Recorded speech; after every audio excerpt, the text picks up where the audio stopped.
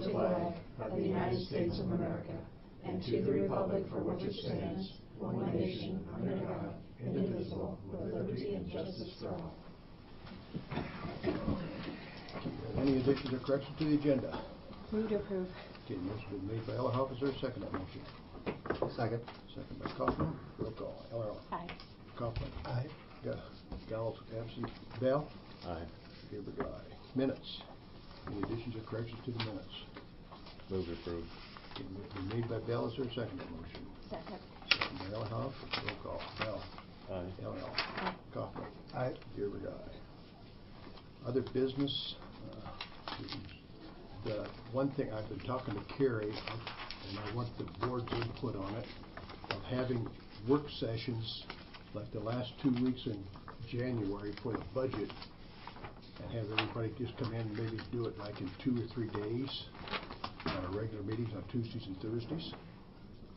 I think it'd be a great idea. And that way it'd be ready for Carrie, and then she has a whole month of February to get it ready for us to finalize that. Yeah, there's no reason that it's such a crunch like it's been in the past, because Carrie gets rushed to try to do the fund balances, and then the board is rushed when you're trying to tweak things, and it makes a lot of sense to me.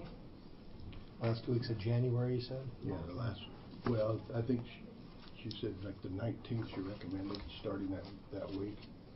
So we wouldn't have any of those folks coming in presenting their budgets till that time? Not till that time. It'd be we'd have it like the 20th would be the first one on a Tuesday on a regular meeting, and we'd just be here all day. What if some of these organizations can't get to us? Well, we'd give like 2 or 3 days.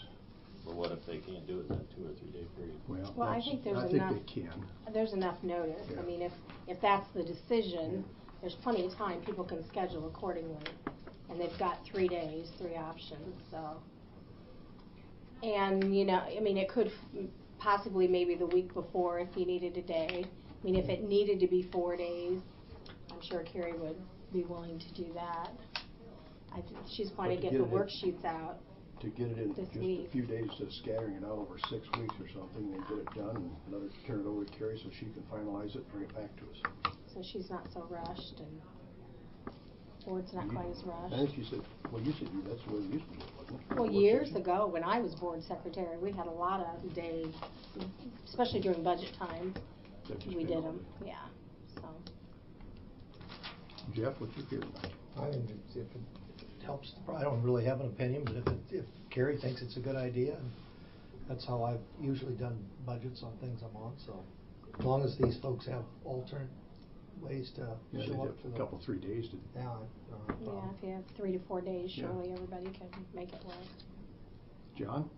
I guess I like it spread out because you have an opportunity to digest each one as they come in, and I know we have had instances where they go back and forth with the department 2 or 3 times, maybe even more than that.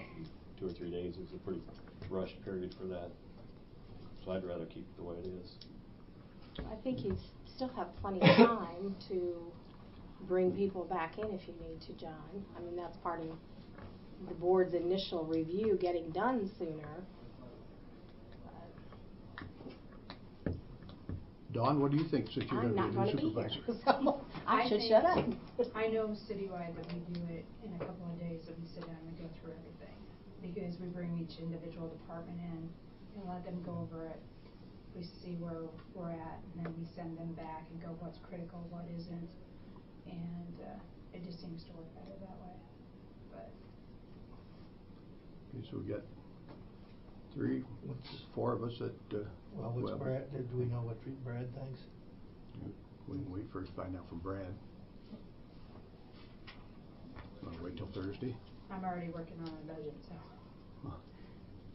I've already gave you guys our budgets. Yeah. Well, I think the majority is, you know, if you're in favor of Jeff, I'm in favor of Don's in favor. That's 3 of us, and John's the only one against it. So I would like to try it, you know. If it doesn't work, you can always go back to the other way next year. But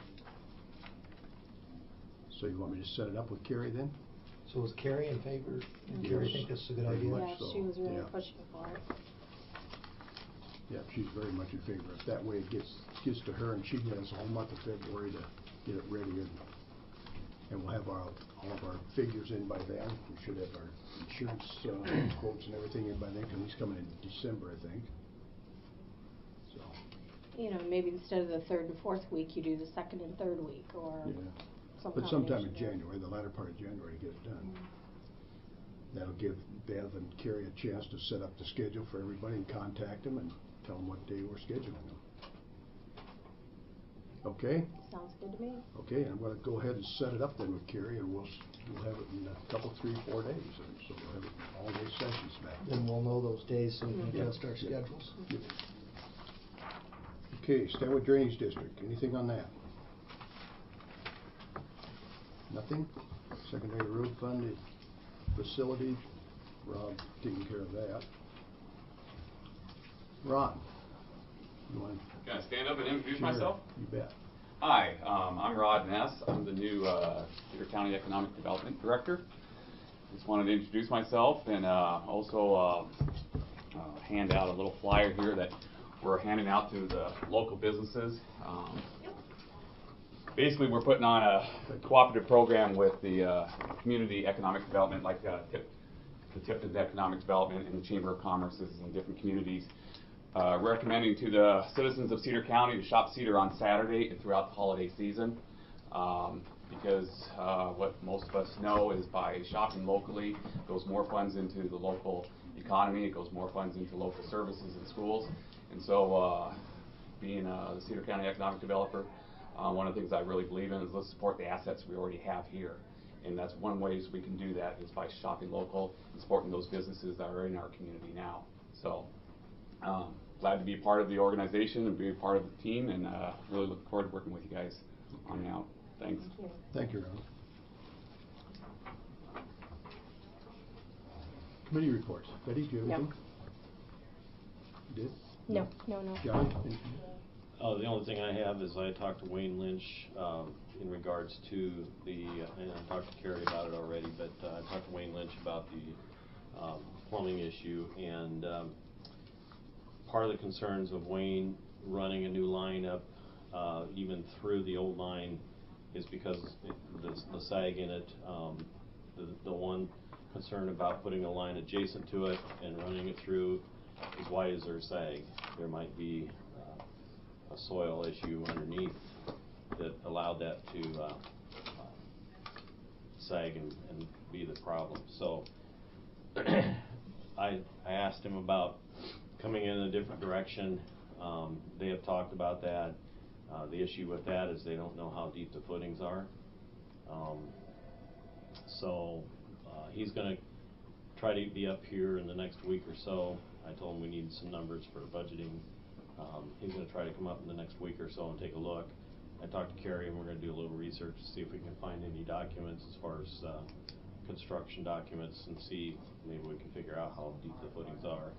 And There were a lot of courthouse construction documents here at one time. I don't know where they I'm ended sure up. they're still around. I've seen them before. Yeah. But Rod did have an engineer talk. so anyway, that's hopefully we can get Wayne to move on that now. Okay, good. Jeff? Yeah, there was a safety meeting. We had a fire drill on November 7th, and Chloe ran the meeting. Leanne couldn't be there. They're good. She's going to perfect timing. She's going to update the floor plans for all of the rooms, case them in plastic, make sure everything's up to date there. Going to have fire extinguisher training. Everybody's going to be strongly encouraged, and new employees. I don't know if we decided that was going to be mandatory for new employees or not. Yes, it will be. For the new employees. I let her talk to you about some of the initiatives we're going to do, about some of the other safety issues. That's why she's coming in today on the active shooter training and things like that. We're going to do a little research on storm shelter, and downstairs, Tim's right there, he might even be able to answer it now in terms of we can't find where in the mitigation plan it has that our basement is a storm shelter. Can you lead us in the right direction? It's not in our mitigation plan. It's in your safety plan.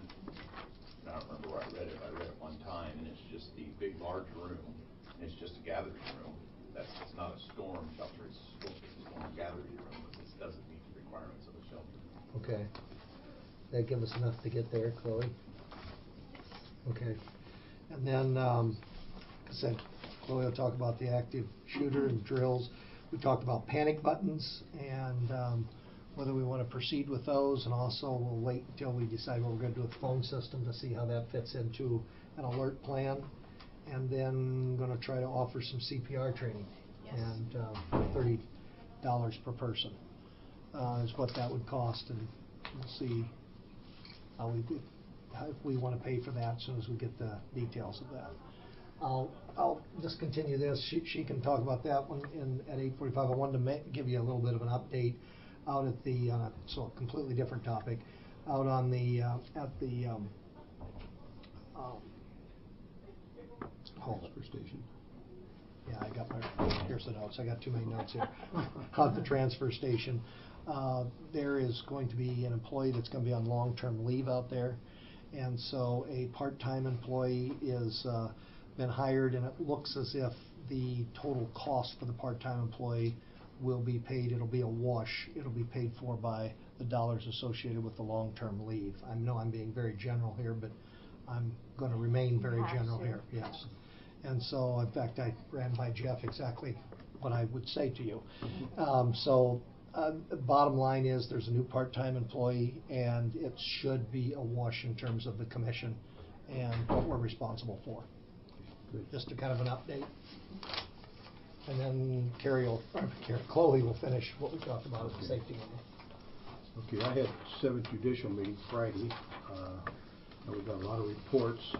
The one report that on 7th Judicial, we got a graph here. It shows prison return rates by main supervising region, and 7th Judicial is one of the lower regions, so that was kind of a shot in the arm for Jim Wayne down there. But otherwise, there wasn't much going on. We lost 2 board members down there. Brian Schmidt did not get reelected. He ran for Senate, and then Steve Flynn did not run. And then, well, we lost Bill Cusack also, the supervisor from Scott County, but he has volunteered to be the representative for the citizens, so we'll have 2 new members on there next month, so after the 1st of January. So otherwise, everything's going pretty smooth down there right now. So. And then yesterday I had mental health board meeting, and Julie's going to bring you up to date on that. So, Chloe, do you have something on the safety meeting then? Yes. Okay. I would like to address the board regarding the active shooter training. As we all know, the events in Jackson have kind of pushed forward the emerging crisis that everyone throughout the nation is facing, and that is concealed carry often leads into a more dangerous zone, I guess you could say. We have people that can carry weapons now legally. We work in the courthouse, where we're obviously dealing with a lot of individuals that are very disgruntled at times. They're not happy with what's happening with their property taxes. They're not happy with what's happening in other areas. So I believe that this is something that is very beneficial to everyone within the courthouse if we can move forward and possibly put together an active shooter plan and get training in it. I have contacted an investigator named Investigator Eckert yesterday. He's actually going to be doing an Anamosa Courthouse active shooter training there tomorrow at 4:30. The employees are basically going to stay after. They're going to get a brief overview, and he's going to walk them through it, give them examples of what they can do, and then do a follow-through live action training. It doesn't take that long. From what he explained, it takes maybe 2 hours tops. He invited me out to go and just go through it with them, see if it's something that we'd be interested in. I agreed to do that after work, so I will be leaving to go and see if that's something that would be relevant to us as a county courthouse.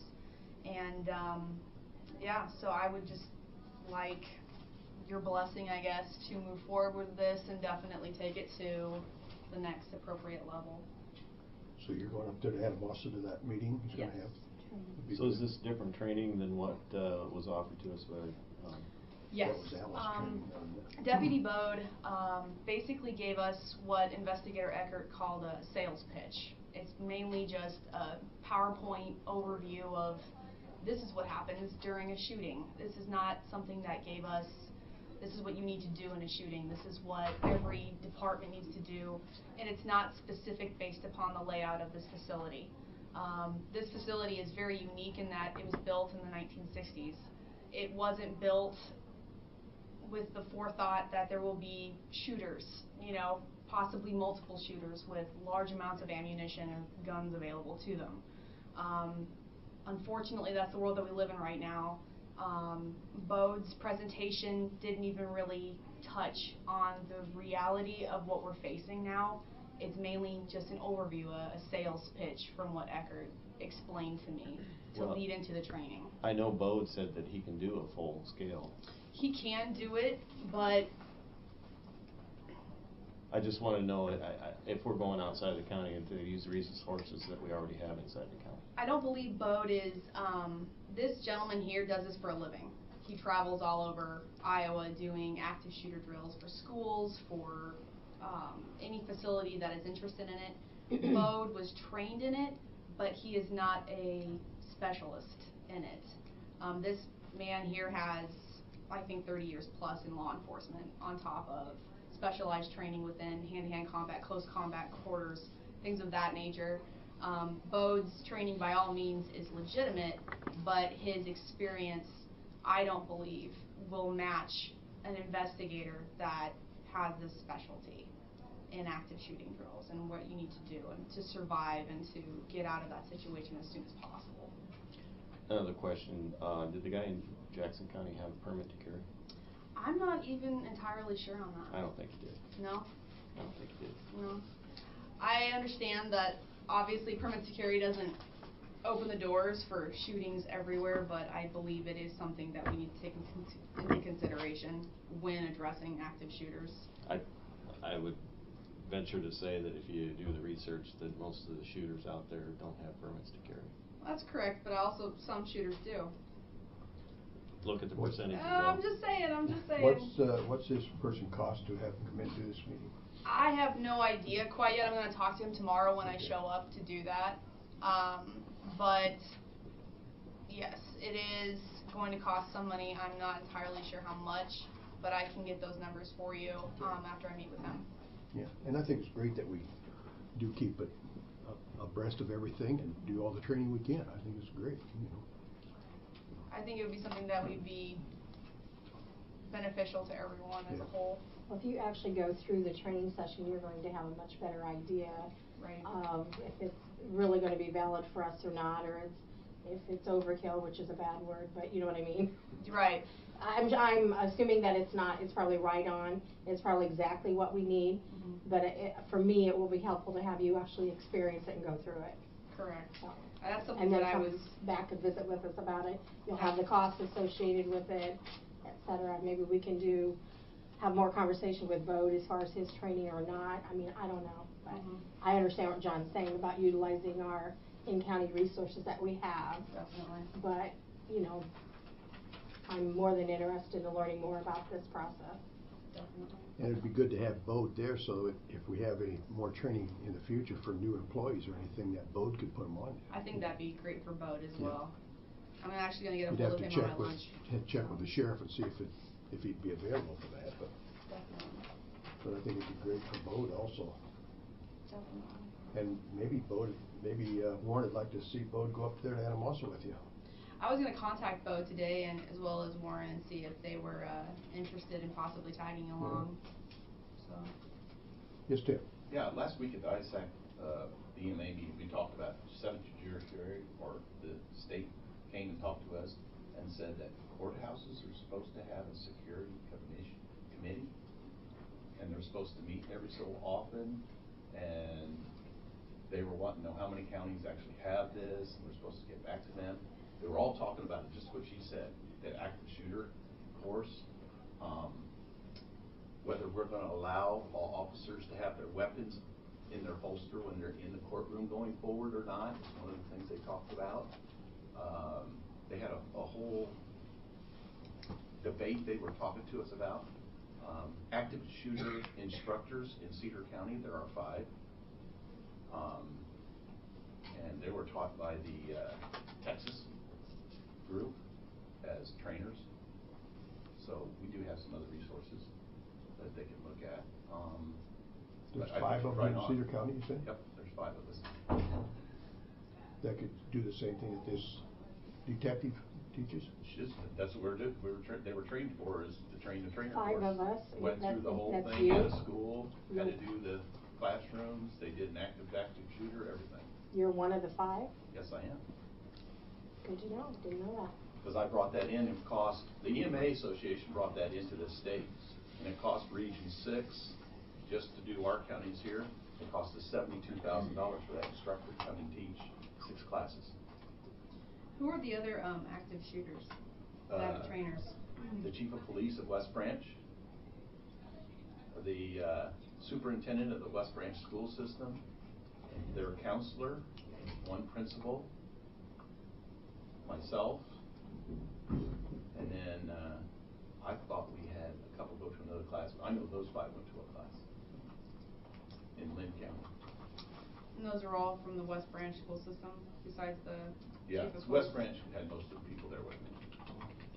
Has he gone through the training? Huh? Has he gone through the training? I've never seen him go through one. They all have credentialing if they went through the class. They have diplomas. Be another avenue to pursue there, Chloe.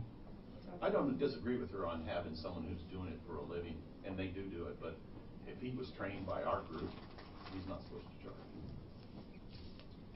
You're talking about the investigator, the actor? I don't know if he was. We had a whole bunch of people there. We've trained over 100 people in Eastern Iowa. Okay.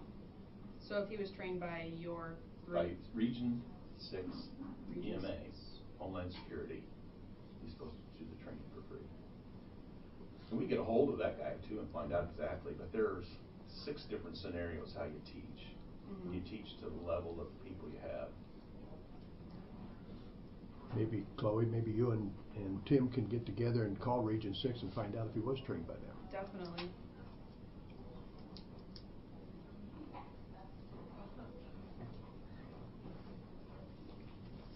And then Chloe, correct me if I'm wrong, but ultimately we want to have a plan after the training occurs. Correct. A plan for the courthouse, comprehensive plan, may Correct. involve the phone system, panic buttons, the whole. Basically, that's the essential idea behind everything, is that we want a plan in case something does happen, regardless of anything else. We just want a plan. We want people to know what to do.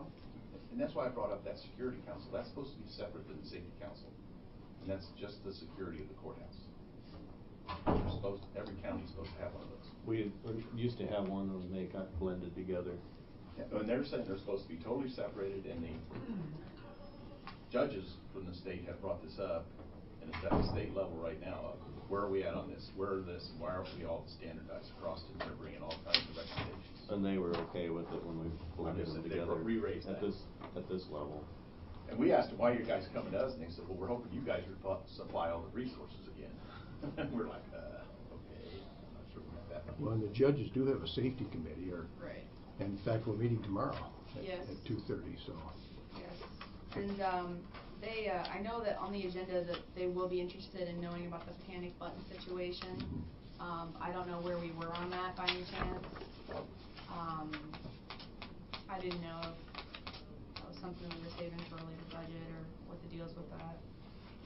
And it came up, well, I didn't know we didn't know where that was at. What's Is that? the panic buttons is the plan to budget for that? We just didn't know the answer to that. Not that I know of. Nothing in the plan for it.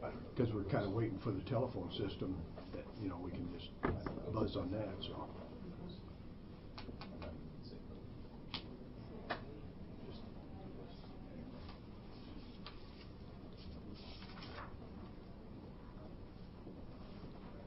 So Chloe, if you and Tim can get together and find out if that guy's trained through the region, and he's not supposed to charge for it, And I think it'd be good to have an outsider come in and teach the class, you know. Not saying that you guys aren't qualified for it. Well, I don't but, have a problem with that. If he does it every day, he's probably Yeah. got a little better system. Well, and then if we have new employees or anything, have a separate class, you guys can take over that class then. I'd let go with the law enforcement teaching. That's what I did. When I took the class, I said, I took it because they had to sponsor it. Mhm. And law enforcement should be teaching that class. Okay, I'd say, my feeling is go forward with it, Chloe. All right, thank you. Appreciate it. All right. Okay, thank you. Thank you. Thanks. Morning, Julie. Good morning.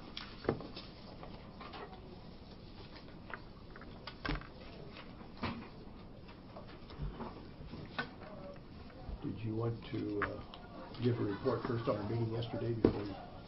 I didn't bring my agenda. Do you have it? Yes, So I I can do. refer to it?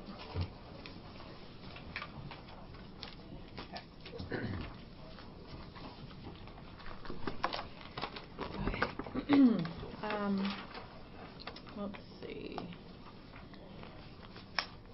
As far as the financial report that was handed out, I think we only spent maybe Yeah, a little bit more. We're still at 44,000, I mean, maybe $100 tops within the last month. So, and that's just because we're publishing our notices, minutes, those kind of things. So, I think, was this all passed around to No. you? No? Okay, then I will make sure I get this to you.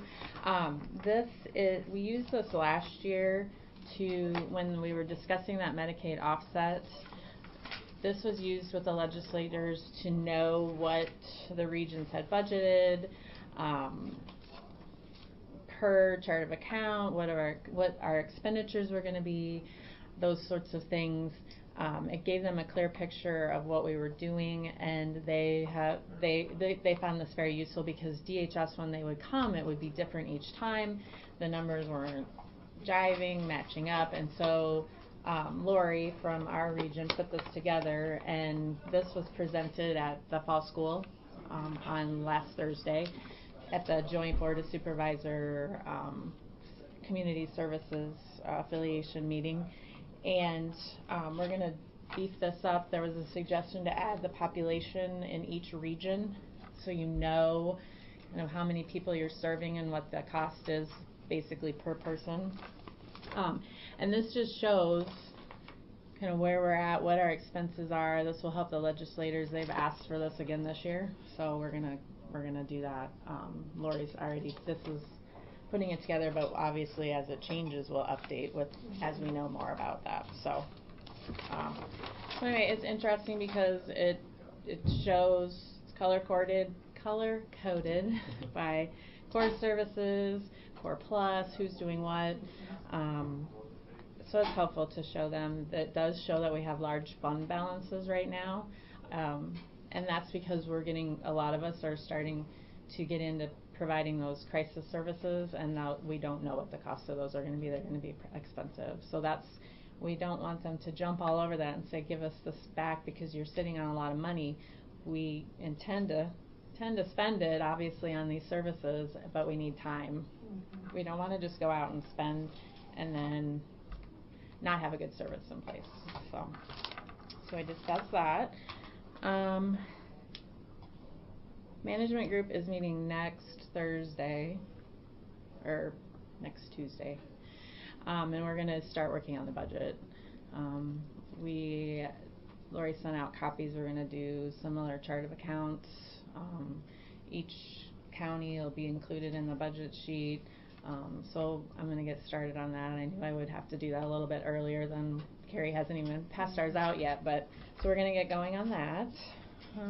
What is it, 3 counties levies going to have to go down, wasn't it? Yeah, Muscatine, wasn't it? and Cedar, yep. Yeah. That will be paid back in 2016, January, which that brings about the fact that we're no longer at 4728, and we're not equal anymore.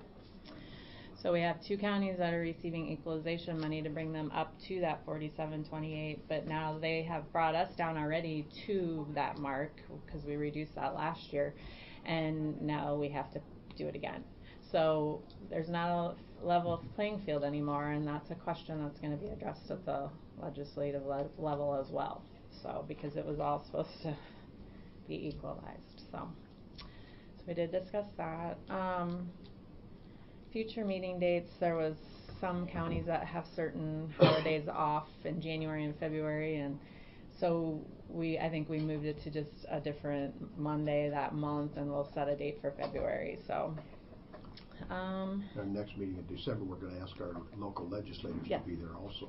Yes. So we're going to start at 2:30. Yep, and they're going to get copies of this, and we'll start going over some of what we feel is important for the region. So what we want to have them take back with them to work on. So triple A's, there's a memorandum of understanding. I just received that this morning. I haven't had a chance to look at that, but it's a memorandum of understanding that we work together and we sign off on it as the governing board.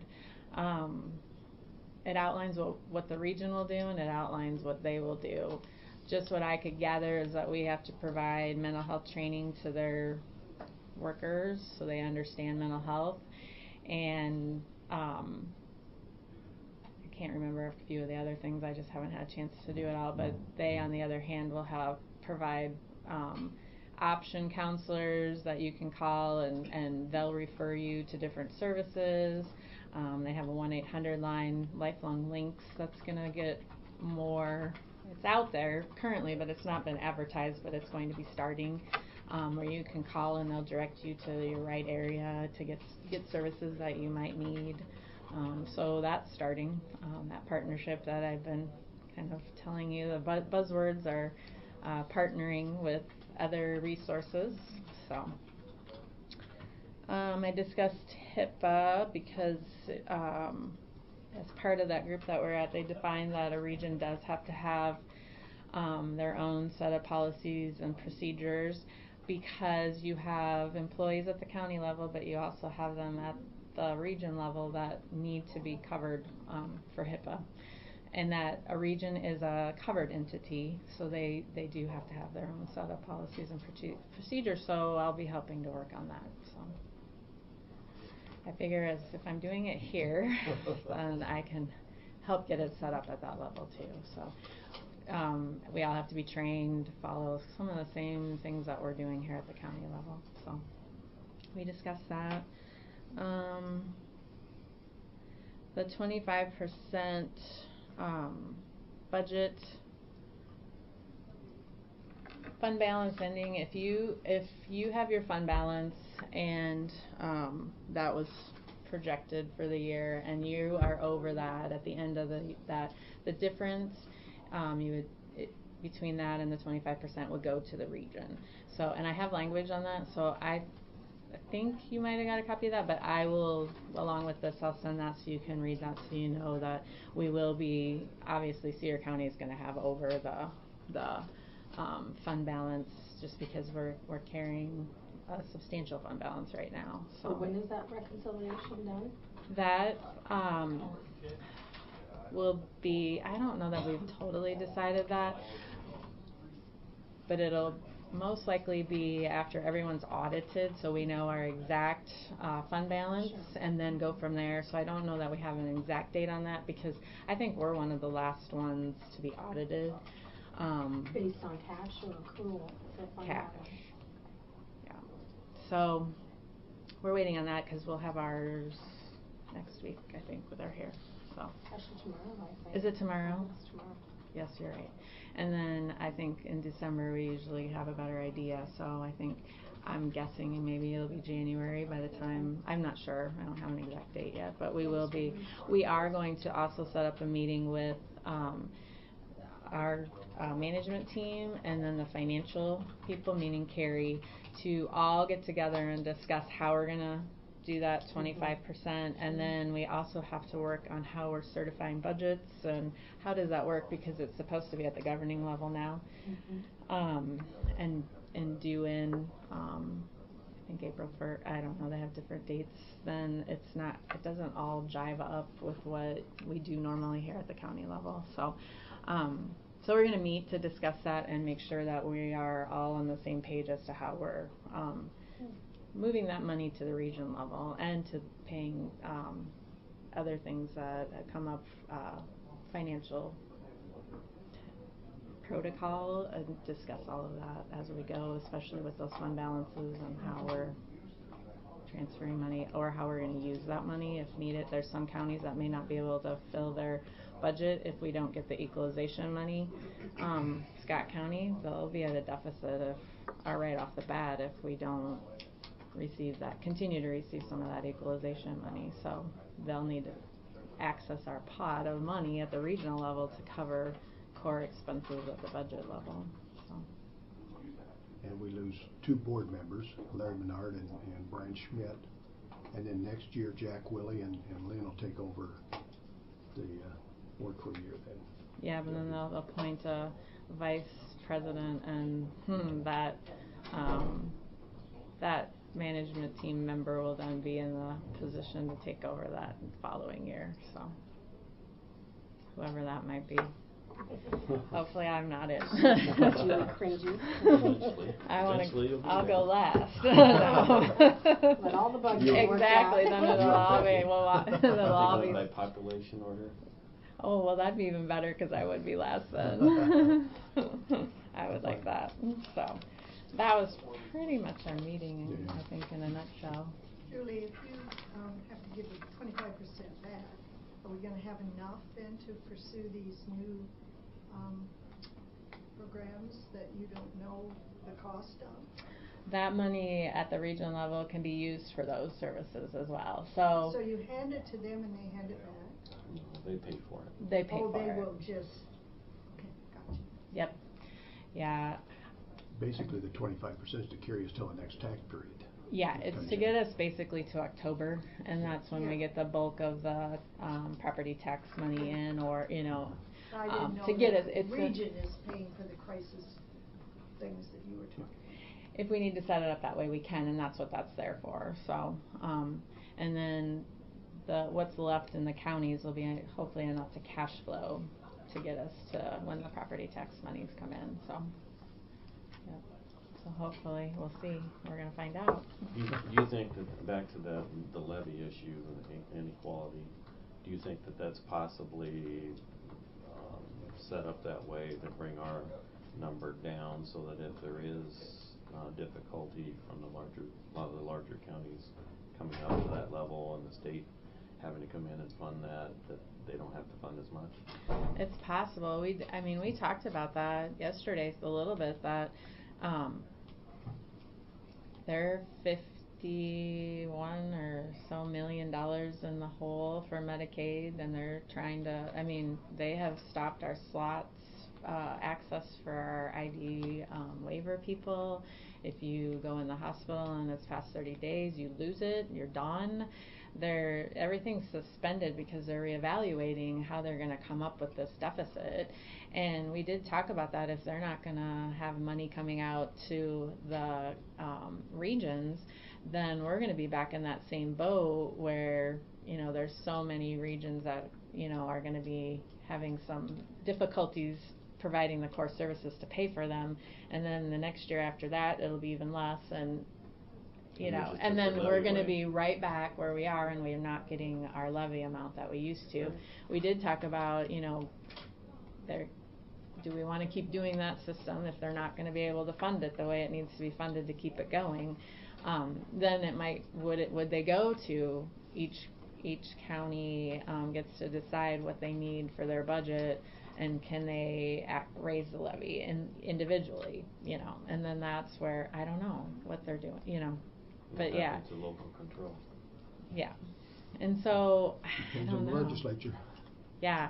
And that was raised by a board of supervisor on the panel, that we're not equal anymore, and that's a huge concern as to what's going on with that, because that was the whole premise of this redesign, was we were all going to be on the same footing. So, and I don't know, with them being short, they don't have a lot of money, so I don't know if that's what they're looking at. And they're buying a little time because we have these fund balances and we can get through a year or two, but then we're going to all be in trouble again. and have no money. But we all knew from the beginning that the whole thing was flawed, so. Right. Crying out loud. I know. Big surprise all of a sudden. I know. Duh. I know. But yeah, I don't know. It's possible that because they're in trouble with their money, that they obviously don't have a lot to give out. So they may be trying to give out less and, yeah. Well, Julia's, and what's driving all of this is the gross lack of the federal estimates for what expansion of Medicaid costs were grossly underestimated, and so you got to come up with the money for the Medicaid expansion. Yeah. That's what's driving the whole thing. Well, and another piece of it is that when the state assumed all those Medicaid, they took over the Medicaid services that we were once managing, where we could meet with people, we could negotiate, we could keep the costs down. There's no one really overseeing that, and the costs have just skyrocketed for those programs, and that has hurt them tremendously. I don't think they realized the work that was done, that went into working with the providers and saying, okay, we can do this for a little while, but we need to back off. They don't have that oversight in each area to know that, and so they've spent a lot more money than I think they ever thought they would, just on that alone when they assumed that from the counties. So. Well, we argued the efficiency factor. We've done that for years. Right. The efficiency factor at the local level is so much greater than climbing up the ladder. Yeah.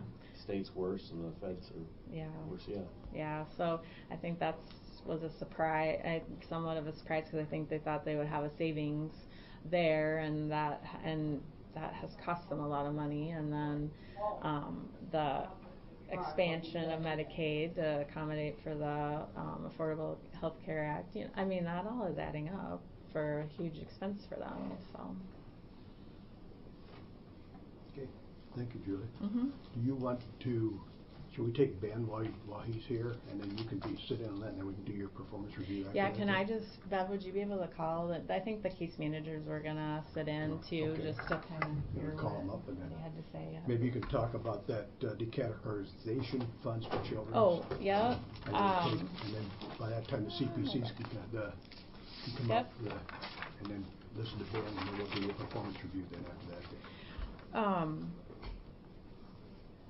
Mike Johansson from Muscatine County was having a meeting with Molly from DCAT. Molly Nickerson. Yes, and they had called me last week, and there's funds available to provide child therapy services or for evaluations, things like that, through DCAT, and wondered if we would help administer as a side program through that they could come to our office, Cedar County families that are maybe in need of this. There's $15,000 for Cedar County and $15,000 that Muscatine could access to help children go and access those services if they're in need of it, and if they have insurance and maybe the co-pays are too much for the families to come up with, we could authorize that they use those dollars to pay for that co-pay so this can be done.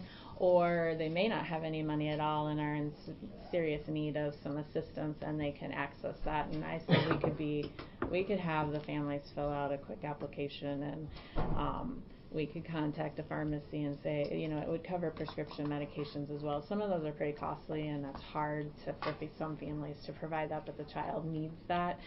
So Molly is coming up with a draft. Mike is using a form that he has in his office already, and it would just be a way to have them have an office location here in Cedar County to walk in the door and to assist these children. That also partners up with Public Health. I know they're accessing transportation funding through DCAT for transportation. We can pair that up, and if they are having problems getting to some of these locations where some of these services can be provided, we can work together. Bonnie Butler and I have already talked that we can streamline that application where they have a one-stop, and I can let them know, and we can put it together, and they can go out the door and get the services they need. So I wanted to bring that to your attention to see if that'd be something you would want in Cedar County.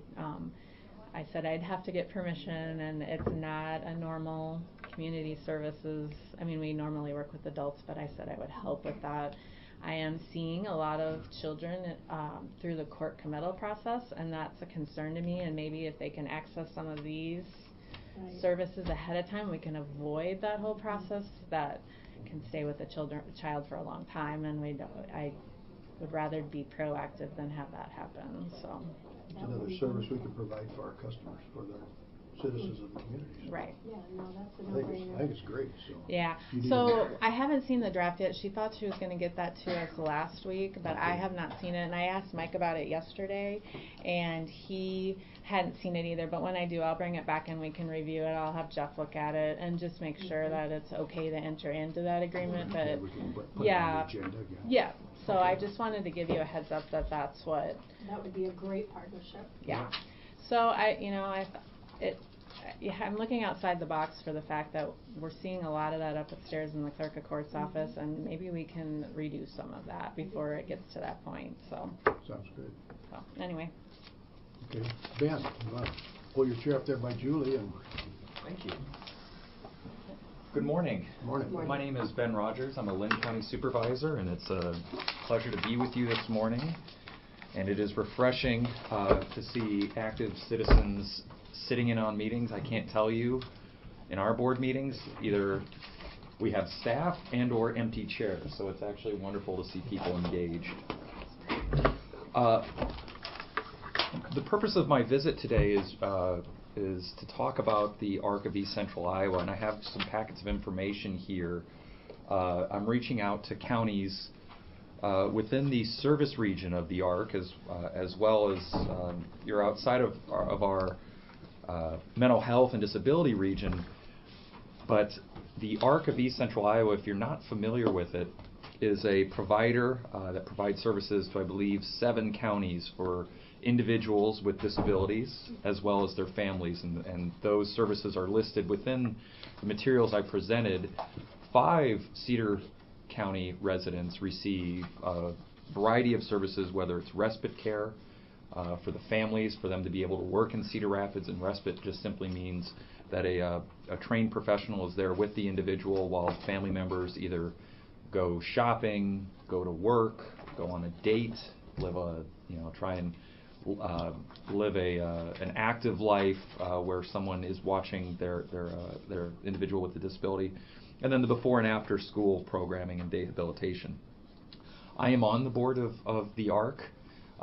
This is an issue that has become both a passion and somewhat personal, not because because I or anyone else in my family suffer from a disability, but the services that we provide and in the discussions that you've had today are changing.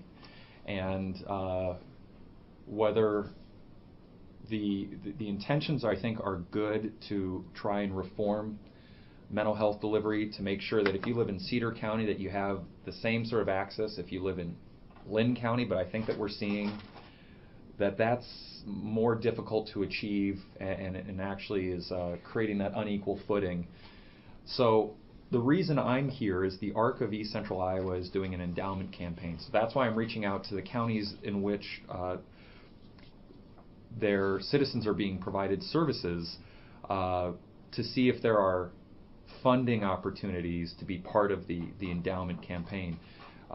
These 5 individuals are instead of receiving county services, are receiving services through the ARC, and we want to make sure that, like mental health funding, that the ARC is able to provide sustainable, predictable funding and services to their residents who need it, as well as your discussions here about your regional funding, making sure that it's both sustainable and predictable. So I wanted to have a discussion with you regarding if there was, and no decisions obviously need to be made today, and this is something that I'll continue to create a relationship with, if there is interest or an opportunity for Cedar County to provide to the ARC of East Central Iowa in their endowment campaign. So this is for me to put a face to the ARC and see if there is interest, and that I can cultivate that interest in perhaps a financial ask later on. But certainly I wanted to provide the materials, let you know that the ARC is providing services to Cedar County residents. and that they have been a source of service for, I think, over 50 years. And so we're again trying to maintain stable and predictable funding in an environment in which that is becoming more of a luxury. So, Are we the farthest county east in your area? I believe What counties is this ARC involved in? ARC and the ARC, Lynn, Johnson, Buchanan. I think we used to do we used to do Poweshiek, but I think that became. I think there's another service area in which Poweshiek Poweshiek is being provided. Tama, Jones, Iowa. It's really the not only the mental health region that's contiguous to Lynn County, but I think this is probably the farthest east. Because like we're in the region Right. east of here. Exactly. So we'd be the only county in your region then. Right. And do you know if is there an ARC region down there? No. Huh? No. There isn't it? No. There's the ARC of Southeast Iowa located in Johnson County and Iowa City, and then there's the ARC of East Central Right. Iowa in Lynn County that we've accessed. So. And so I don't know the mechanisms, and that was really my purpose today, again, is to introduce you to the fact that the ARC is embarking on this. And then if there, different counties have different mechanisms. We often get asked to provide for the United Way or other providers if they're doing a campaign. Lynn County has certain flexibility in some of our funding to be able to provide either tax dollars or we have what's called a Whitworth Trust. So that's non-tax dollars that every year we're able to allocate monies. And I don't know for different counties their mechanism. So this is more of a fact-finding mission for me. And also to see if there's interest, and if there isn't, that is perfectly understandable given the realities that you all face. But if there is, I'd certainly like to cultivate that and have Cedar County be part of the ARC endowment. We don't have an endowment fund. Right, I understand that, but if there's economic development funding or I don't even know if regional funding could go towards services that are provided to a service provider in this capacity, but I'm here to cultivate that relationship. I know that, and I had the case managers come up too. I know the service is probably on the top tier of the northern tier of Cedar County, and oh, thank you. And we need the services in our county. That's a rural county, and we're losing providers just for the fact that it's expensive to send staff out here, or it's hard to find staff in the smaller setting. And so, we want to have that partnership to at least keep services in here. I don't know what that looks like in the form of money donation, those type of things, but I would like to begin the discussion at least of how we can keep the ARC or some of these other service providers coming back out to this county. Right. So that's why I thought it would be good to have the board meet today too, just because there is that interest. So is this something that you would take back to the region and say, hey, this is going on, it's outside of our region, but for funding purposes, and the stats would be we have 5 people being served, and I don't know whether you have the information as far as the financial burden that those 5 people put on ARC. It's hard to say because, again, a lot of that money, some of it's Medicaid, some of it's private. I can get you that information if you like. I don't know off the top of my head what respite care would cost, or that's almost, I think, a per hour service, and how often that family might use respite. Maybe they need it only occasionally. Maybe it's an everyday issue, the before and after. School programming and day hab, again, it would be dependent on the needs of the individual and how often those services are accessed, but I'd be happy to parse that information for you. Right, but I wondered if you could go back to your region and say, hey, this is going on, because I know in the conceptual period of, in a lot of the discussion, we knew this was a possibility that that these things would come about when we went to the regional services. Right, and we also discussed that we want to, that there aren't any barriers just because you're located in Lynn County. We still want to access, or whoever is willing to come out to Cedar County, so we need to have the services because there may be more people. It's just hard to cover the whole county from your area agency. So, and we did discuss that we may have to find ways to help that along so the providers can stay in our county. So we did talk about that, and I could take that to the group. I don't know what their response would be here, but we may all be facing some of this in the future as money gets tighter and not as much funding is available. Well, I think that discussion needs to be made at the regional level. Yeah, and I can definitely take that to them, and we have management meetings once a month, so where we can discuss that at our group level and go from there. So, Julie, you said, I believe you said most of the services they provide are to our northern tier.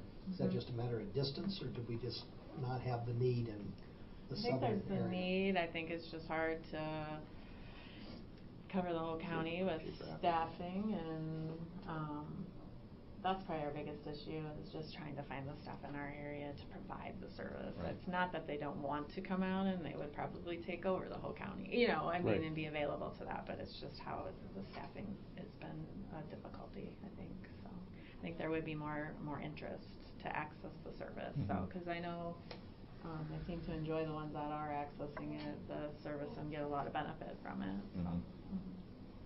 Do you get state funds, ma'am, the ARC? I think the ARC receives. I don't. We obviously there's Medicaid funding. I don't know in terms of state grants. A lot of it is either through insurance or state grants. Supervisor Kaufman, I'll certainly get you that information if you would enjoy it. I remember getting lobbied by ARC. I can't remember what for, though, to be honest with you. Maybe just awareness. In the legislature? Yeah, maybe awareness of just what you provided. I don't remember. It could have been, this could have been during the whole idea of regionalization and sort of standardizing services. I'm sure that the ARC made lobbying efforts to ensure that people with disabilities either had access to services no matter where they lived, or making sure that those existing services in counties like Lynn weren't hurt by trying to, for Lynn, because we provided such an array of services, we've had to lower sort of our level of services, and other counties have had to raise. So I think that's probably the extent to which they were lobbying. And what's your goal for this? It's a $1.2 million endowment, and so we are obviously this is a both a public and a private endeavor to seek funding. So I'm going to be lobbying my board to make sure that because the predominance of individuals being served are in Lynn County, that we have skin in the game as well, and that we commit to their endowment efforts. But the part I do like to mention, even though 5 may not seem like a huge number, that's the number of people at this table. It is a costly service, and the growing and highest number of individuals served by the ARC are those now that have, I think they've changed the definition, autism spectrum disorder. It might not be Asperger's, but now they put it under the umbrella of autism. So it's those with severe and profound disabilities, but also those that are affected by autism, and it's a growing trend nationally and statewide. And so again, that's why we're trying to become more sustainable and predictable in our funding, because I think it's 1 in 68 people now are born with some kind of autism spectrum disorder. So it's services we provide, and again, it helps people and families live more independently and have a higher quality of life, and keep their loved ones within the home. And I think we want to take it back to the region, because the region has a list of all the providers, and not all the counties use the same providers. Exactly. So we will want to take it back. Julie should take it back to the region and have it, because we authorized all the providers at that time. Right. Yep. And I'm happy to come to your regional board and make presentation, because I understand now. I mean, we have to move from counties now to the region. Yeah. But certainly I'm coming to Cedar County. Yep. And we'll come to the region, your region to. And Julie's the one you want to Absolutely. contact on that, so. How many people are served by your organization on a yearly basis? About close to 800. And some come in, some come out, and some have a variety of different. Right. But it's a pretty massive, ever-growing number of people. And some of the services and support really are for families. There's sort of a phone tree that's activated when someone finds out that they're going to have a child with Down syndrome, or if there's been a traumatic accident, that parents get together with that family affected and kind of say, here's sort of what you can now expect, and here's our already built-in support, and we're here for you. And it's pretty amazing to hear those stories. So it's an ever-growing population. Will the city of Cedar Rapids be participating, or you just, I know cities don't have any budget for mental health. Right. The city comes to us a lot for money. I'm sure I'm going to be. I'll be returning that favor. About fair play. Yeah. They always ask the county be part participants. Yeah, we're going to be seeking public and private, and public would also be the city of Cedar Rapids. Okay, and I think Julie kind of like to take it back to the region, and so if Absolutely. you kind of work with Julie on it. Well, I'm just wondering, how many more agencies will start to be creative that way and do more with endowments, those kind of things, to keep their services Right. effective and available. So. Wonderful. And I'll follow up with you, but I'll also follow up with each of you, so you have my information in case you have any additional questions or would like for me to speak to anyone else. I'd be more than happy to. Okay. But I do appreciate your time today on your agenda. And I'll just say, I just saw this at the 8:45 part about the active shooter. We just recently did a training, eye-opening. That I'm really glad that you guys are on this. It was an eye-opening experience. We had the sheriff's department come in and actually do drills with us. So We had the Alice training. yeah, but not it's the active shooting training. It's frightening and it's eye-opening, and it's good. I'm glad that you're on it. So wonderful. Any more questions, comments for Ben? Thank you very much. I appreciate Ben. your time. Appreciate Thank it. you very Thank much. you. Thank you. Thank you, Julie, and Yeah. your staff. Yeah. I'll be in contact with you. Okay. Do you have my? Did you need some extra ones, Julie? These here? I have additional ones in case. Oh, okay. Thank you. I'll just leave those here in Oh, case okay. for Supervisor Gall, who's not Yep. available today, as well as for your minutes. Okay. Thank you. Okay. Yeah. Thank you. Thank you. Okay, this is the time for Julie's performance review. Do you want a closed session, Julie? I'd like to request one. I don't think that we, given our training that we had, that it probably does not meet the criteria for a closed session. Then I would like to discuss Unless whether, there's something that's negative. can we go into closed session to discuss what my feelings are about the negative maybe possibilities, or not? To evaluate the professional competency of an individual whose appointment, hiring, performance, or discharge is being considered. And when necessary, to prevent needless and irreparable injury to that individual's reputation, that individual requests a closed session. And I don't know whether you recall the training, but that needless and irreparable injury. I do have some concerns, but I guess could I table this and discuss this differently? I really would prefer not to have this be public. Why don't we bring in the county attorney and ask him to interpret the code?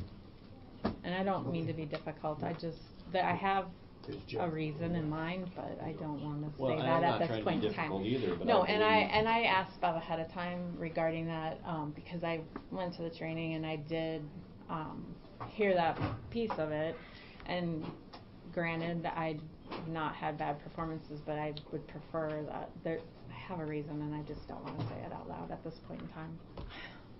So. And I know where you're coming from, because I know Bev checked into that. And I believe we've been probably doing them incorrectly in the past, based upon Right. the I just code. No, after sitting through that, but I do have. Yeah. Thank you. Okay.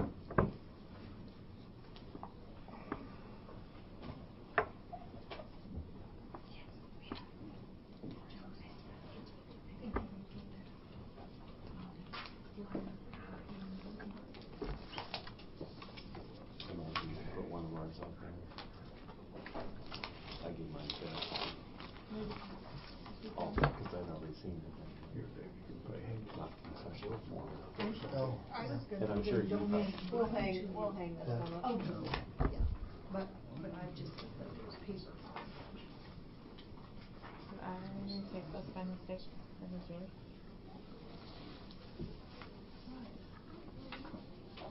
I sent her put it Or, in I don't know, the that was my stack of papers.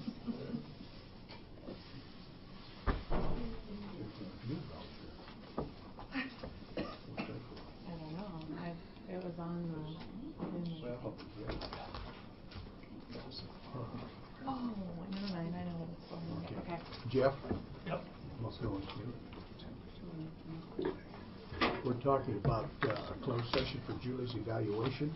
Right. And we look under section 21.5I. It says to evaluate the professional competency of an individual whose appointment, hiring, performance, or discharge is being considered when necessary to prevent needless and irreparable injury to that individual's reputation, and that individual requests a closed session. Can we go into closed session? I think you can. There are people that such as Mike Owen, who when they do the teachers, in West Branch, say that you have to prove that there would be this irreparable harm, and absent that, you can't go into closed session. But I think you can, because you're evaluating the person's performance. But I think there is a difference of opinion there about, do you have to prove that the person could suffer irreparable harm if you do not go into closed session. Did you sit in on that, on his session on open meetings law? No, because I talked to him. And that's what he discussed, and that's what he brought up, is the fact that you need to have that, and if you don't, and it's challenged, It is part of it, but what do you mean irreparable harm? I mean, how do you define that? So I think in most times when people do have a job performance evaluation, if oftentimes the person requests it, and then they go into closed session, but that language is there. But how do you? Basically, he said, if there's something in, that would be, based on the job performance, that this person is going to be disciplined because of coming in late every, day, or they've done something that would hurt their reputation that would be covered in that, then that's a possibility. But if there's nothing like that, and it's just,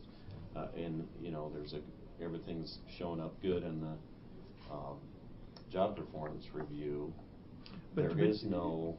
And I think the counter argument to that is, well, you don't know what's going to happen here. Well, and it could be that somebody who's up for a job evaluation may be considering moving on to somewhere else, and there could be something negative that comes out in here that if it were public, then it may harm them, and as they're seeking to find another position. I think that's the argument for that, and I think different people interpret it differently. And I think Mike Owen is one of the few people that does interpret it that way, exactly that way, that before you can go into closed session, you must show that there would be irreparable harm. But if the state person that came out and did the training views it that way, I'll leave that. I just know that different people, different boards do it differently. And we have done it differently in the Right, past, right. but we have not had that training, and we've not had that, specific to that section of law. We've not had that training, and How do you know what's going to come out in this event? Go ahead. That would be my concern is, I don't have a written copy of what you are marking on I don't have that. We do that as we go. And so I don't know that you may get to a certain point and you have decided that I'm going to get bad marks on that for whatever part may be. I don't know that ahead of time, but I also have other reasons why I don't want it to be out in the public. And the engineer's that way too. I know he usually goes into closed session, and I guess I think that's the concern is you're doing a job evaluation that could affect this person's future reputation and employment. And if you're in closed session, I think you can be brutally honest with everything. But if you don't go into closed session and you're evaluating her job performance, how do we know? She doesn't know what you're going to be talking about. See? Well, and he brought up that point too, that's the negative side of things, Right. but that's what the law states, so that's why. And he said you can go into closed session if, in fact, you know, Julie says there is going to be something negative in there, and we go in and there isn't, then we can return out of a closed session right away. He said that's what you need to do. He says if there's nothing negative, then you need to go out. He also said to check with our county attorney as well. I think we need to bring a specific problem up to Keith Luchtel. Yeah, I And- mean, and I would let's feel just be proactive about it and ask him. Yeah, I mean, maybe it'd be best to continue this job evaluation. It probably doesn't have to be done today, and I can double check with Keith, because I do know that I would say the majority of people go into closed session. I think it's the very strong, small minority that interpret it like Mike Owen does, that it's got to be that restrictive. I mean, you want a job evaluation to be blunt and honest, and you want to be able to talk about if there's anything negative that's come out. You want to be able to talk about that, and that could adversely affect that person, you know, in a substantial way. And I do want to do that, but I also don't want to go against code. Right, and I would say right now, I think your interpretation of it, although you've obviously heard Mr. Luchtel say it, and I'd like to talk to him about it some more, because Howard, you know, he's leaving. By the way, he's no longer going to be president, so it could be the new person's going to have a different interpretation of this. Well, and if, in all reality, if anything's violated in the open meetings law, there's really no teeth in it anyway. Well, I know there was just a couple slaps on the hand. Well, and that's it. Larry Brock, the county attorney in Washington County, just got slapped with a $1,000 fine, front page on and lost an election. So, but there's a lot of things that are suggested not to do that happen anyway, and nobody does anything about it. I can see though, if you're in a closed open session and you start evaluating somebody and their help finds out about how you evaluated them, it could make a performance review down there. You know, it could hurt her performance in her job. If you want that person's job. You know, if you want, I can. If you want to continue her evaluation, I can get a hold of the committee this week and ask for some clarification on this, because I can really see both ways. But I think it's the minority that are saying that you have to prove up front that there's going to be substantial potential harm to their reputation. Okay. Yeah. Where does that set up the county liability-wise if maybe if somebody says something and they don't feel it's affecting that person's, you know, reputation or livelihood, and then that person turns around and they come after the county and say, oh yes it did. You know, by that time the damage has already been done, and I guess that's where I would be a little leery. And that's where Keith Luchtel says this keeps us from any liability. Right.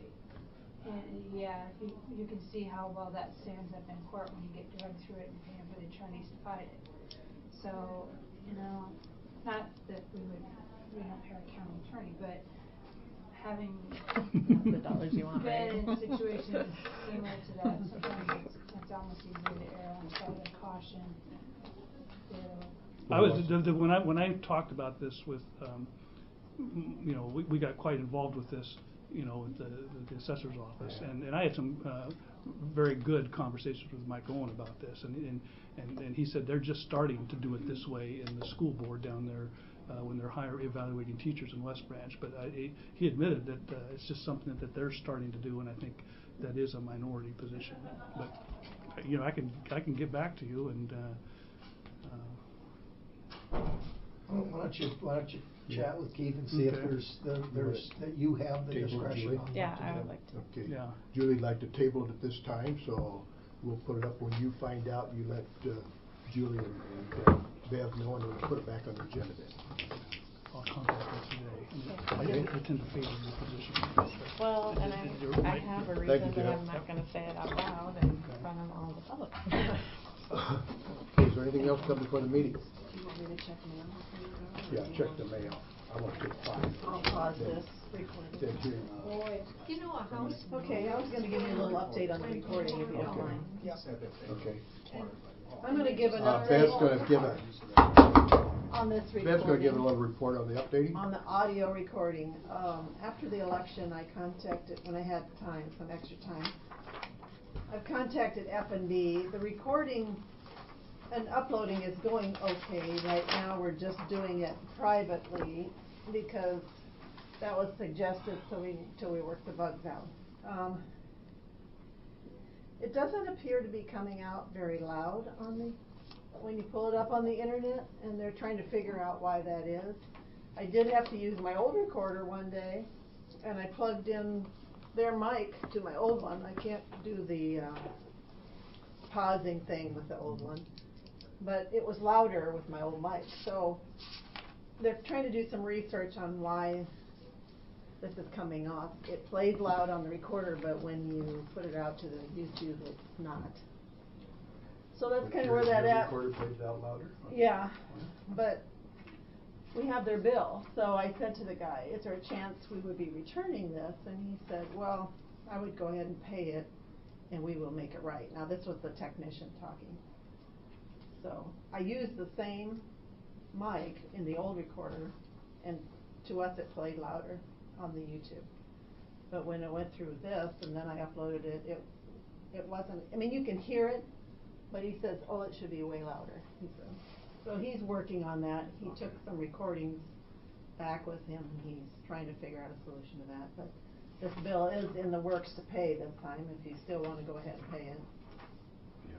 Bill, through the Cars I think Telephone. it's F&B. F&B, He said they a would, reputable firm. he so- would sure they would make it right if something. Yeah. Okay, that's where I'm at with that. Okay. What's on our agenda then for Thursday? On Thursday, you're having a day meeting because you're meeting with bankers at 9 o'clock for the Stanwood Drainage District to discuss financing, the auditor and treasurer. You'll have claims to approve. And then, Phil Winorick is scheduled, they had thought there was a night meeting, so the auditor's office told Phil Winorick he could meet with employees in here at 10 o'clock and after. But if you're not done by 10, they can meet over in the auditor's office probably. So that's all that's on there so Okay. far. Okay, is there anything else coming from the meeting? I think we need to put on the schedule after the multi-jurisdictional hazard mitigation planning meeting the other night. We need to put on the schedule to do that at the county level. And maybe have Tim come in and help with that, our part of it. Schedule Tim in to do. When you want that for next Tuesday? I'll have to check with Tim and his schedule. Okay. To do hazard mitigation planning? I can call him. Right out of time and put it on the agenda. Okay, anything else? I have one more thing. Okay. I have a order form here for code books, these brown books that's coming around again. I don't know if the auditor's ordering them. I haven't asked, and I don't know that I've seen something come through for her for billing. It's $100 for that set of books. 2015 Iowa Code and Iowa Law DVDs. Phil LaRue had indicated he would like somebody's old set of books. I don't know if he would get those, who he's gonna get those from, but. Well, if the auditor don't get them, we should get them. So check with her. Yeah. There should be a set between us and the auditor. Yeah. And one set in here, because I think the county attorney orders County his. attorney will have him, have his on the desk, I would imagine. So if the auditor's getting, we don't need to worry about it. No. Okay, anything else? Do you want desk calendars, anybody, for the new year? Yes, I do. No. I'll ask the others when they get back. Okay, that's all Okay. I have. If there's nothing else, I entertain a motion to adjourn. So moved. Okay, motion been made by Kaufman, is there a second to that motion? Second. Second by Bell, all in favor? Aye. We're adjourned.